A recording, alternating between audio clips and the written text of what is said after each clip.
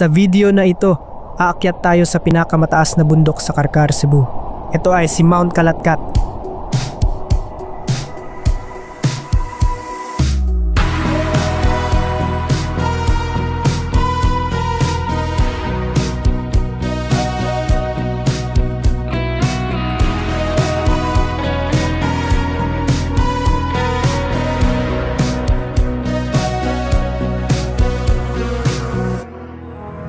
Day 0, the climb day.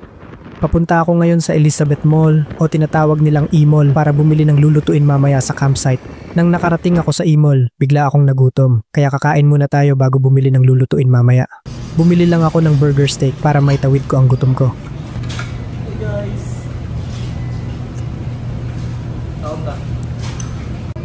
Pagkatapos namin kumain, pumunta ako sa Save More para bumili ng mga ingredients para sa dinner namin sa campsite ng Mount Kalatkat.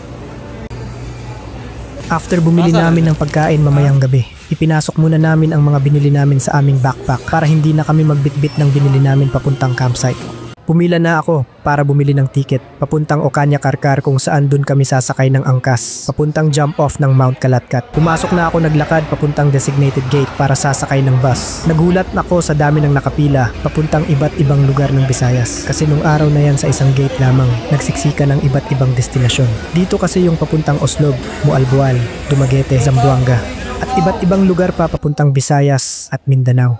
Kasama ko pala si Troy sa destinasyon na ito. After 2 oras ng nakapila, sa wakas, nakasakay na din ng bus. Sobrang init at siksikan sa loob ng terminal na tila bang hindi mo ramdam ang lamig ng aircon sa loob. Yung biyahe ay 2 oras lang galing sa South Bus Terminal papuntang Ocaña Karkar. Yung oras na ito ay nakarating na ang 2 naming kasamahan. Nag-overthink na ako baka magagabihan kami sa trail pag late na kami makakarating ng Ocaña. Sa bundok na ito may 2 entry point si Mount Kalatkat. Pwede ka aakyat galing sa Ocaña or aakyat ka galing Guadalupe. At pinili namin ang Ocaña Traverse to Guadalupe. Nakarating kami sa Ocaña ng alas 3 ng hapon. Ito pala si Dave at ito naman si Dariel. Bumili kami ng tubig dahil ito na ang last stop sa bilihan bago kami aakyat sa bundok. Nag-angkas kami papuntang jump off ng Mount Kalatkat at ito ang dinaanan namin.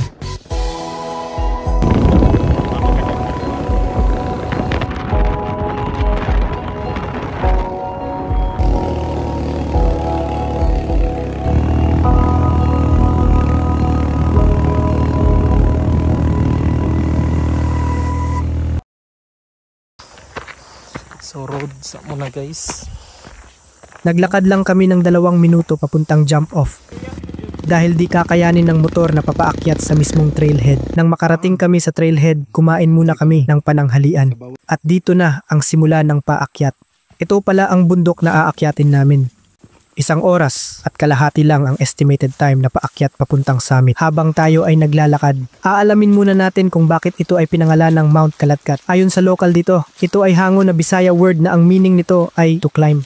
Dito tinawag ang Mount Kalatkat dahil matarik at paahon ang dadaanin mo. Para sa akin maganda ito sa mga beginner na gusto mamumundok at mag-chill camp sa summit. Ayon sa source, ang bundok na ito ay may taas lamang na 570 above sea level o katumbas na 1,870 feet. Ito ay located between Karkar at Sibunga. Ang Mount Kalatkat ay isa sa mga akyatan ng mga mountain enthusiasts. Sumikat ito dahil sa malamig at less crowded na lugar at parang solo mo ang bundok. After 1 hour and 30 minutes, narating namin sa wakas ang summit.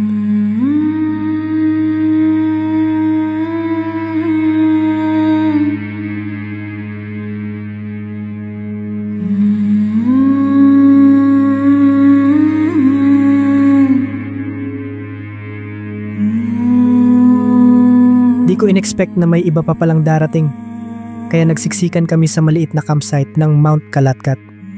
Normally, ang campsite ay makaka-accommodate lang ng 8 hanggang 10 tao at 6 na tent. Pero that time, nakasya ang 20 katao at mahigit 10 tent sa campsite na yan.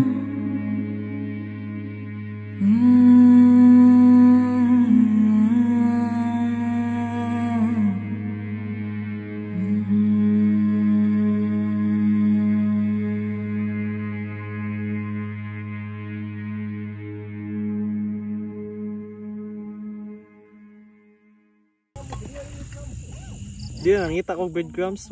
Wa makita. So kanina lang. Sa oras na ito, Lumubog na ang araw at nag-prepare na kami ng panghapunan.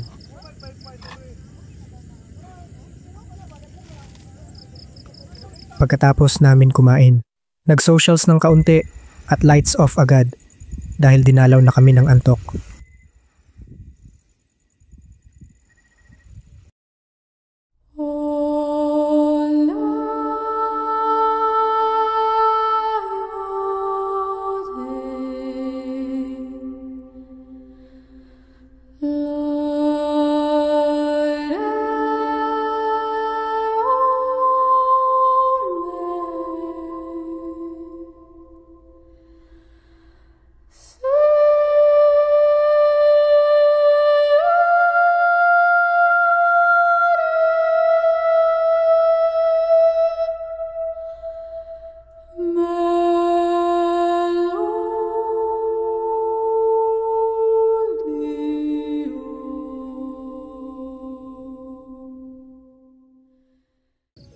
Maaga kaming nagising para salubungin namin ang sunrise. Nag-prepare naman si Daryl ng pancake at avocado para sa aming almusal. Syempre, hindi mawawala ang aesthetic picture at pang my day sa Facebook.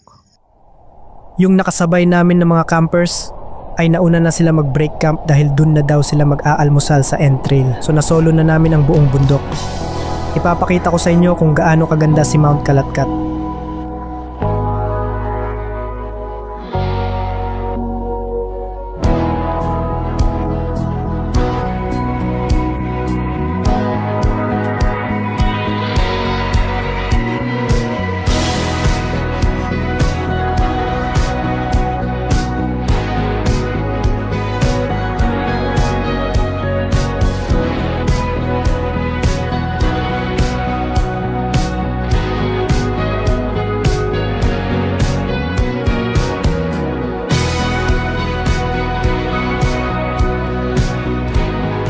Nag-break camp na din kami ng mga alas 8 ng umaga at pababa na din kami traverse to entrail ng Guada. Nang marating namin ang tuktok ng Mount Kalatkat, it taught me one thing. In life, the hardest climbs lead to the most rewarding views. Kaya babalik talaga ako dito.